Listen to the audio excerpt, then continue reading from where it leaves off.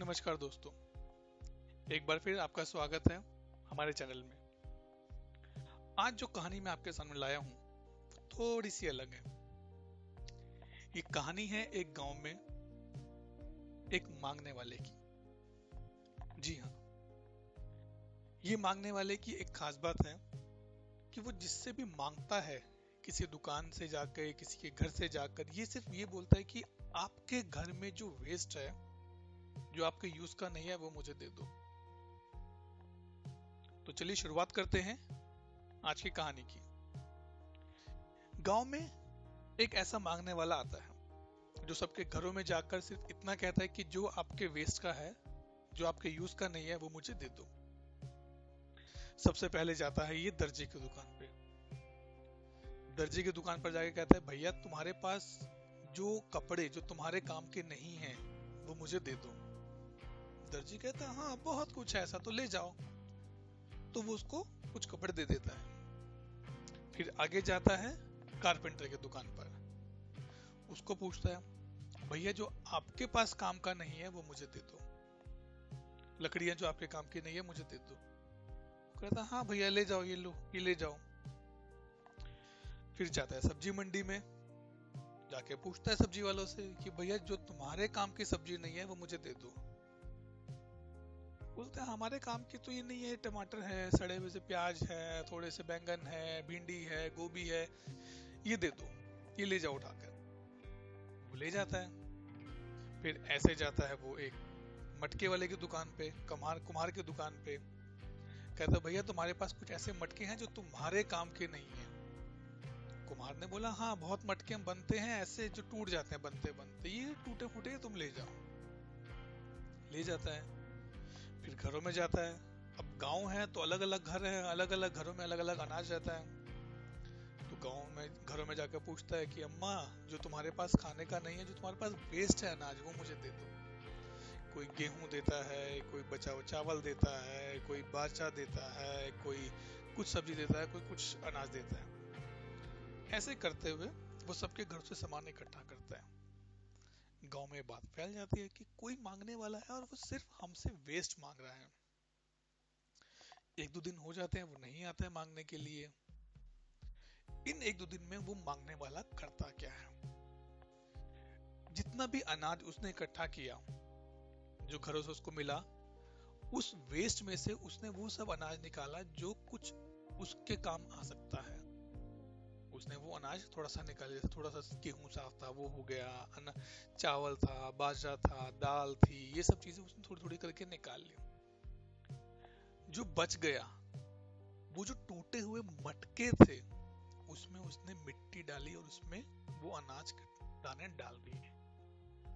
अब भाई, अब अनाज के दानों के लिए अगर आप डालते हैं, जैसे हम खेतों में देखते हैं जब अनाज बोते हैं तो वहां पर बहुत सारे पक्षी आ जाते हैं।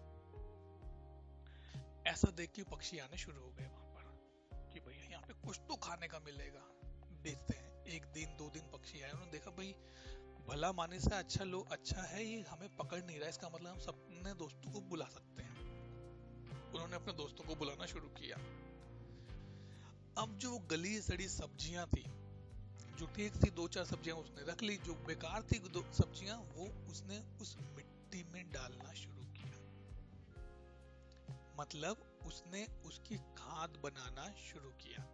थोड़ा पानी दिया, थोड़ा सब्जी, गली सड़ी सब्जी डाली, उसको खाद मिट्टी में मिलाया, अनाज के बीज डाले और वहां से शुरू किया। अब खाना कैसे बनाए? जो लकड़ी, जो बची हुई लकड़ी, जो वेस्ट लकड़ी उसने कारपेंटर से ली थी, उसने उसका चूल्हे में वो लकड़ी यूज करना शुरू किया।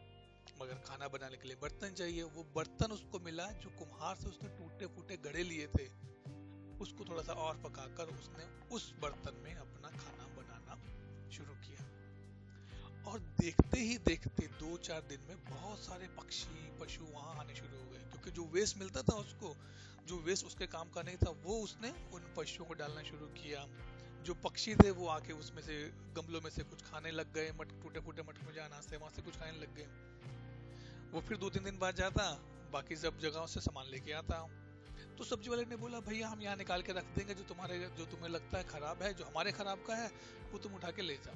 दर्जी ने भी बात मान ली। अब जो दर्जी से सामान उसको मिला, जो दर्जी से कपड़े उसको मिले, धागे से सील सील के अपने लिए एक अच्छी सी चादर बनाई, नीचे बिछाने के लिए और ऊपर ओढ़ने के लिए। पूरे गांव में बात फैलनी शुरू हो गई कि भाई जो हमारे वेस्ट का था वो उस मांगने वाले ने इतना कुछ बना लिया। लोग गए उसके पास, पूछा अरे भैया तुमने सब कैसे किया, क्या किया तुमने? तो उसने कहा कि मैंने तो सिर्फ जो आपके वेस्ट का था उस वेस्ट को अपना बेस्ट बनाकर और जो मेरा वेस्ट बचा उसको मैंने आगे दे दिया। अब देखो, जैसे तुमने मुझे जो कपड़े बचे हुए कपड़े दिए उससे मैंने चादर बनाई, अपना झोपड़ी ढकने के लिए थोड़ा सा कपड़ा, उसको और बड़ा सा शेड सा बनाया जो हम कैसे वो बनाया उसने। जो लकड़ी आप दे रहे थे वो मैं उस लकड़ी से अपने घर में चूल्हा खाना बनाने लगा। और कुछ दिन के बाद ऐसा हुआ कि उसको बाहर मांगने की जरूरत ही खत्म हो गई, क्योंकि अनाज अब उसके घर में खुद बनने लगा, उगने लगा। वो गमलों में उसने वो अनाज रखा था, वो बनना शुरू हो गया, वो बुआई शुरू हो गई, तो वो फसल बन गई। अब वो इतनी हो गई कि उसका काम चलना शुरू हो गया। उन छोटे छोटे मटकों में जिसमें उसने सड़ी सी गली सब्जियां जो किसी काम के नहीं, जो पशु पक्षी आराम से खा सकते थे, वो उसने वहां डालना शुरू किया। और जो उसमें भी बच जाता था उससे उसने खाद बनाना शुरू किया, और वो खाद उसने अपने सारे गमलों में बना के शुरू किया, डालना शुरू किया, और जिससे उसके पास खुद काम शुरू हो गया।